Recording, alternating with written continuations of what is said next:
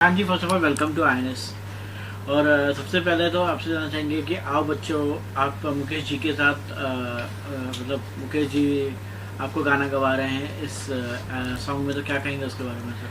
नहीं, हमारा I think ये तीसरा चौथा कोलैबोरेशन है और मुकेश जी ने बहुत प्यार दिया है और उनके कई प्रोजेक्ट्स में उन्होंने मुझे शामिल किया है। इसके लिए I am very very very grateful to him. और इसलिए भी ग्रेटफुल हूँ क्योंकि मुकेश जी हमेशा देशभक्ति पर गाने वो क्रिएट करते हैं। वो गाने जो एक वक्त बहुत ज़्यादा प्रचलित थे, लेकिन कुछ सालों से उन गानों की उस तरह की रीच नहीं है, स्पेशली जो न्यू जनरेशन है उसकी प्रति। तो वो उसको नई तरह से कुछ तब्दीलियों के साथ कुछ अपडेट तरीके से फिर से वापस ले आते हैं। और मुझे ये गाने गाने का मौका मिलता है। जैसे ये गाना है आओ बच्चों, ये गाना तो एक टाइम पे बहुत ही पॉपुलर था, वंदे मातरम वंदे मातरम। आओ बच्चे तुम्हें दिखाएं झांके हिंदुस्तान की। तो उसमें थोड़े से उन्होंने बोले झांकी हिंदुस्तान की, तो जैसे उन्होंने कहा थे, ये शब्द आप गूगल में भी देख सकते हैं, लेकिन जो हमारे जो क्रांतिकारी हैं तो वो गाथाए बलिदान की, ऐसे उन्होंने थोड़े से उसमें चेंज किए। और उसमें जितने हमारे फ्रीडम फाइटर्स हैं, जो क्रांतिकारी हैं, जिनकी वजह से हमें आज़ाद भारत में हम जी रहे हैं, उनकी कहानियां हैं इसमें। So it's a beautifully crafted song and amazingly, मतलब जिन्होंने लिखा भी है और सूर्यकमल जी जिन्होंने कंपोज, आई मीन उसमें आगे जो ट्यून बनाया उन्होंने। तो it is a kind of recreation but with a very noble thought and noble cause. Sir, younger generation की बात की जाए तो हमेशा यंगर जनरेशन के ऊपर ये होता है कि भैया जो है उन्होंने जो है उनको इतना आइडिया नहीं है पुराने सॉन्ग का, या पुराने गीत उनको पसंद नहीं है। आजकल के नए उसमें रेट्रो और ये सब चीज़ ज़्यादा हो रही है, तो क्या कहेंगे उसके बारे में सर? आप जो हर टाइम एक यंगर जनरेशन के ऊपर ये आरोप लगता ही लगता है। हाँ, हर हर हर यंग, जब हम भी यंग थे, आप यंग थे, हम यंग थे, आप सुनते थे आओ बच्चों तुम्हें दिखाएं झांक। नहीं, आप तो तब के लेटेस्ट डिस्को वाले गाने सुनते थे ना। आप 90s के 80s में कौन से, हाँ तो फिर आप तो डिस्को डांसर के गाने सुनते थे तभी ना। हम भी वैसे ही थे। तो ये आरोप सरासर बहुत ही ये नाइंसाफ़ी है कि हमेशा हम कहते हैं कि अभी ये यंग जनरेशन ऐसे हैं, हम भूल जाते हैं कि हम भी तो यंग थे। मैं तो अभी भी हूँ, ऐसी बात नहीं है। लेकिन नहीं नहीं, देखिए वक्त वक्त के साथ साथ सारी चीज़ें होंगी, लेकिन हाँ, अगर आप वो चीज़ें उन्हें देंगे ही नहीं तो फिर तो मतलब देर इज़, वो डिबेट का कोई मतलब ही नहीं होता ना। You have to at least give them an option. जैसे मैंने एक गाना गाया था, बम बम बोले मस्ती में डोले, वो गाना था 2010, हाँ 2009 एंड। बच्चे का गाना ही नहीं बना, ना उससे पहले ना उसके बाद। अभी तक गाता हूँ, वही गाना गा रहा हूँ। वो बच्चे जब उस पर नाच रहे थे, अभी उनके बच्चे हो गए हैं। लेकिन we are not giving them anything. बच्चों के लिए कुछ देते ही नहीं है, यंगस्टर्स के लिए कुछ बनाते ही नहीं है। और यही सोचते हैं अरे यंगस्टर्स को यही पसंद है तो यही करो। ये हमारी गलत फहमी है।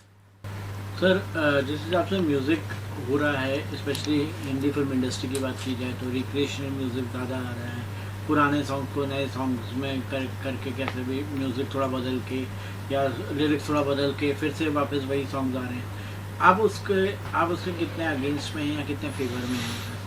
नहीं, अगेंस्ट या फेवर का तो सवाल नहीं है। कुछ गाने होती हैं जो मतलब टाइमलेस क्लासिक हो गए हैं, उनको जितनी बार आप डालो तो लोग एंजॉय। ये सिर्फ यहाँ नहीं, वेस्ट में भी कितने गाने हैं जो पहले बन चुके हैं, वो फिर से रैप के साथ आ रहे हैं, वापस फिर से हिट हो रहे हैं। So it is not something that is very typically कि हम यहीं बॉलीवुड में कर रहे हैं इसको। हाँ, एक बात है कि जो जो डांस गाने हैं ना, ओरिजिनल डांस गाने बहुत कम बन रहे हैं। तो डांस जैसे ही कोई सोचता है तो लगता है कि पुराना वाला जो डांस वाला गाना है ना, उन्हीं का ही रिक्रिएशन आप कर सकते हो और उन्हीं पर लोग डांस करेंगे फिर से। बिकॉज एक गाना जो एक बार हिट हो चुका है ना कहीं आप जानते हो कि इस गाने के डीएनए में हिट वाली बात है, तो इट्स प्लेइंग सेफ। सर, एक और इंडियन म्यूज़िक इंडस्ट्री की बात की जाए तो रॉयल्टी एक बहुत बड़ा मुद्दा हो रहा है सर आजकल, जो है काफ़ी लोग खुल के बोल रहे हैं रॉयल्टी के ऊपर। तो आपका क्या कहना है उस पर सर? कि नहीं, काफ़ी काम हो रहा है उस पर। और लास्ट आई थिंक 6-8 सालों में आईपीआरएस की कलेक्शंस अगर आप देखें, इट्स बिन फैंटेस्टिक। और इस पर एक सॉलिड अभियान चली। हम रस्सों पर तो नहीं आए, लेकिन आई थिंक इससे काफ़ी lot of good changes have been made in the law. In fact even singers, musicians, हमारे लिए भी एक जिसे कहते हैं ना कि एक रेवेन्यू कलेक्शन मॉडल बना है। और उसको भी लोग लास्ट 3-4 सालों में it's been taken very seriously, it's a part of the law, और तो अच्छा काम हो रहा है। तो बट हाल ही में तनिष बागची और अमाल मलिक का जो स्टेटमेंट आया रॉयल्टी को लेके कि मतलब जितना वो एक्सपेक्ट कर रहे थे उतना नहीं हो पाया, उतना नहीं मिल पाया उनको, उस हिसाब से मतलब कि हम बोलते हम इतनी मेहनत करके गाना गाते हैं, उस हिसाब से जो है उनको उतना रेम्यूनरेशन नहीं मिल अब वो पर्सनल है, देखिए सबको खुश करना तो मुश्किल होता है। अभी आप देखिए कि 2010 से मैं इस संगठन का कोर ग्रुप में शामिल हूँ। आज जब बनती है लिस्ट तो मैं टॉप 100 में भी नहीं हूँ, तो मैं क्या करूं, इस पर मैं बिगड़ जाऊं, कहूं कि यार मेरे इतने सालों से इतने 300-400 सुपरहिट गाने हैं, लोग रोज़ सुनते हैं, मेरा ज़्यादा होना चाहिए। वो अब कोई किसी का कोई दुश्मन तो नहीं है, वो जैसा बनता है वैसा बनता है। आप धीरज रखिए और अच्छा काम करते रहिए, एंड आई एम श्योर वैसे भी उनके गाने हिट हैं, उनको वैसे भी दूसरे एवेन्यू से तो पैसे आ ही रहे हैं। सर इंडिपेंडेंस डे आ रहा है, इंडिपेंडेंस डे के मौके पे शान की तरफ से क्या मैसेज होगा हमारे यंगस्टर्स को लेकर? नहीं, मैं सिर्फ यंगस्टर्स को मैसेज नहीं दूंगा, क्योंकि ये तो बहुत आसान हो जाता है कि अभी आपकी जिम्मेदारी है, हमारा तो हो गया, हमें जो करना था कर लिए। हम सब की ये एक कर्तव्य है हमारे देश के प्रति, हमेशा हम उंगलियां उठाते हैं, चाहे देश हो, चाहे गवर्नमेंट हो, चाहे जो भी बीएमसी हो, लोग हो, टैक्स वाले हो, लेकिन कहीं ना कहीं ये भूल जाते हैं कि हमें भी तो कुछ करना चाहिए। तो जो भी सोसाइटी की तरफ अगर हम कुछ कर सकें, अच्छा कर सकें, अच्छे व्यवहार दे लोगों को, एटलीस्ट उतना ही काफ़ी है, और थोड़ा सा धीरज रखें। It's a very big country full of too many people and too many issues.